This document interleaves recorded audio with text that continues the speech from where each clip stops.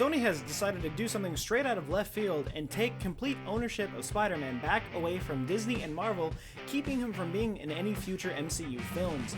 What does this mean? Let's talk about that right now. Hello everybody and welcome back to another movie news video. My name is Joker and today we're talking about some really shocking news. That's right, Sony has pulled out of the agreement with Disney and they're taking back Spider-Man. So news broke today that Sony and Disney have decided to cut ties, I guess you could say, with their Spider-Man rights on who's doing what and who gets what percent of the character in all of their movies, and Sony has decided to take back complete ownership of Spider-Man and not allow him to be in any future MCU films. News broke today from Deadline, which had an exclusive from several sources saying that Marvel Studios president Kevin Feige won't produce any further Spider-Man films because of an inability by Disney and Sony Pictures to reach new terms that would have given the former a co-financing stake going forward. A dispute that has taken place over the past few months at the top of Disney and Sony has essentially nixed Feige and the future involvement of Marvel from the Spider-Man universe. So just like that, they've decided to take back Spider-Man, saying that he's not going to be involved with anything else. He originally, from my understanding, had a 6-film deal with Marvel Studios, which was originally, I think it was 3, and then they pushed it back up to about 6. So you've got Homecoming, Far From Home, then you had Civil War, Avengers Infinity War, and Avengers Endgame. So there was still one movie that was in the works to go into that trilogy of films for the Marvel Cinematic Universe. I don't know if we're going to be getting that now. And it's honestly really upsetting because this is the best rendition of Spider-Man we've had on the big screen for literally ever. This is without a doubt the best Spider-Man we've ever had. No offense to, Andrew Garfield or Tobey Maguire and any of the fans that prefer them over Tom Holland, but you have to look at the facts when it comes to comic book wise and just how they are in film and how he interacts with the rest of the characters in the MCU. He is phenomenal. He's fantastic. Tom Holland is Spider-Man. There's no ands, ifs, or buts about that. And not only that, but later in the Deadline article, they're saying that sources say that there are 2 more Spider-Man films in the works with director John Watts and Tom Holland staying on as Spider-Man. But regardless, unless there's a change in any of this situation going on with the agreements, Kevin Feige will not be producing these 2 movies. So now they've got another 2 movies that Sony's going to be putting out, and who knows what route they're going to take with that. And I think it's interesting now that they have full rights back from Spider-Man, they're not sharing it with another company, now they can probably implement it with Venom, since I think that's what they've been wanting to do from the start. But what actually happened between Disney and Sony, that's what we want to know about. So later in this Deadline article, it reads that Disney asked for future Spider-Man films to be at a 50-50 co-financing arrangement between the studios, which I think in Disney's opinion, that's way too much. That is way over the line with asking for 50-50 profit of this character for both studios. One, Spider-Man is owned strictly by Sony. They have full rights to the character. They can do with that what they please. Disney already makes enough money as it is. Yeah, I know it's all about, the monopoly and just greedy people, but when you look at it, that's way too much money to be asking from a studio that's going to get half of the budget of their own films. So if Sony came out, makes a Spider-Man movie, a solo Spider-Man movie that's supposed to be part of the MCU or involves an MCU character, I'd assume 50-50 profit. No, I don't think that's fair. If it was Avengers Infinity War, maybe, or Avengers Endgame, because he didn't have that much screen time and it is mainly a Marvel property. But if Marvel was fine with splitting the profit 50-50 between both studios, then fine. But I don't know, that's a little too much to ask for. And Sony was like, absolutely not, we're not doing that, we're not splitting 50-50 with this character with you. And they proposed that they keep it at the 5% of the first dollar gross, which is what they've been doing, and that's what they've been keeping with, and Disney just said, no, we don't want to do that, we're losing money that way, apparently.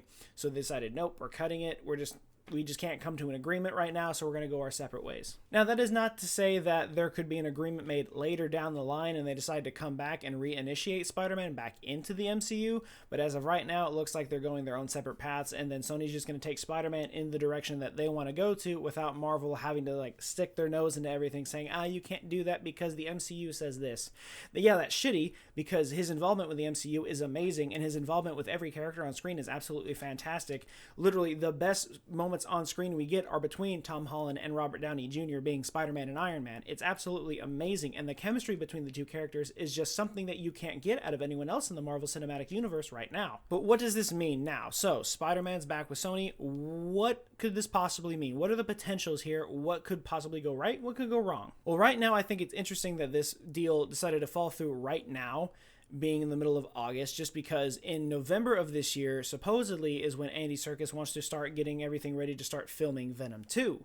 So Venom also being a Spider-Man property, also owned by Sony, we all know that one. I'm wondering if now that they have full rights for that, that maybe, I don't think in Venom 2, but Venom 2, if it starts filming and starts getting everything ready by November of this year, that it might be seeing, we might see it for an October release next year. I don't know. It could be a possibility. But if that's the case, are we going to see maybe an end credit scene for Venom 2 showing Spider-Man, and they're going to try to implement Spider-Man back into the Venom storyline that we had before with Tobey Maguire?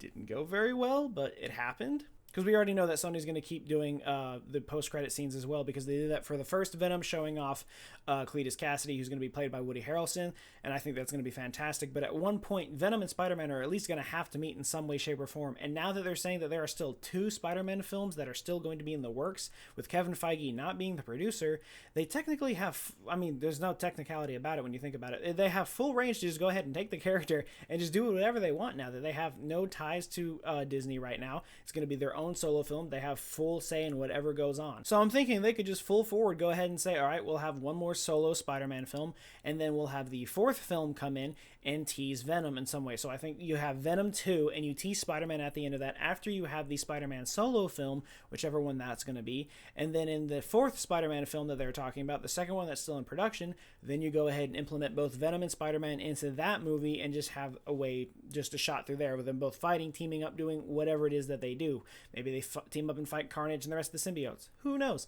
But these are the options that I'm possibly seeing right now from a move from Sony. Whether or not it's going to be a good move, I do not know, because now everyone's so concerned. Literally everyone's saying boycott Sony right now, when in reality you can't really be mad at Sony for that. It's their product. They own Spider-Man already as it is. Just because they took their toys back and they don't want to play with you anymore doesn't mean you have to get mad at them. It's their product. They can do what they want. They're going to make money regardless. And like I said, it's not a completely done deal. They could possibly come back to this later and be like, okay, you know what, let's split the profit 70-30, 60-40, something like that, and get to an agreement at some point so they can still keep implementing Spider-Man into the Marvel Cinematic Universe.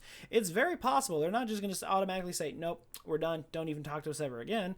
This is how this works. They'll lay low for a little bit, they'll make their movies, and then they'll see what happens from there. I'm sure they can come to an agreement later, so this probably won't be the last we see of Tom Holland. However, as of this exact moment, it is. But also to add to that, what makes it more interesting is that now that Sony is saying that they're going to re-release Far From Home back into theaters with more extended footage, very similar to what Endgame did. I don't know to the extent of what they're going to be adding, but now I think because, depending on it, because the names are, Kevin Feige's name is still attached to the project, if they're going to go and re-release Far From Home into theaters once again with extended footage, I'm wondering if all of the profit is going to go directly to Sony instead of having the 5% on the first dollar gross that they have already with Disney, since the deal is now technically cut, but it's still technically their movie. They made it. The movie's already come out. So I'm wondering if them re-releasing it into theater means that all the money is going to go back towards Sony. I don't know. I'll look into that. But they've also... Sony went ahead and bought Insomniac Gaming, which is the company that made the Spider-Man game for the PS4. So what is going on? Sony's just buying up all of their Spider-Man property, so now they have full direct control over the character. Is that what they're trying to do here? Does that mean we're going to get a second Spider-Man game for the PS4? Because I'm okay with that. The first game was absolutely phenomenal, and if you played that game, you know you love that game. It was just breathtaking. The story was incredible. Everything was great about that game. So getting a second one might not be so bad, but getting a bunch of sequel Spider-Man films directly only through Sony, with the possibility that it's only doing it so they can incorporate Tom Hardy's Venom, might not be the best thing. Again, who knows? The deal could fall through and they could decide to rearrange something later on, but as of right now, this is what we know. But what do you think? Does this make you not like Sony as much? Are you going to boycott Sony like everyone else? Is this something that it gets under your skin and you're not happy with it, the fact that Sony's going to take their product back and possibly ruin Spider-Man yet again, like they already did with the first 2 reincarnations of Spider-Man that we got through Sony? Or do you think this is possibly a good direction to take? Stay back from the Marvel Cinematic Universe for a little bit, let them do their own thing, possibly come to an agreement later and implement it back in with new story and new context? And what do you think about them buying Insomniac Gaming? Did you like Spider-Man for the PS4? Do you wish they released it on other consoles, maybe even on PC? Are you wanting a Spider-Man 2 for the PS4, PC, Xbox? Who knows? Let me know in the comments down below. I want to talk about it. But until any more information drops and until we know exactly what's happening and we know where the future Spider-Man lies, that is going to be it for this video, guys. Remember, if you like what you saw, be sure to leave a like, comment, and subscribe. Let me know in the comments down below if you want to see more movie news videos or if you'd like to see anything else. But until then, and as always, I will see you guys next time.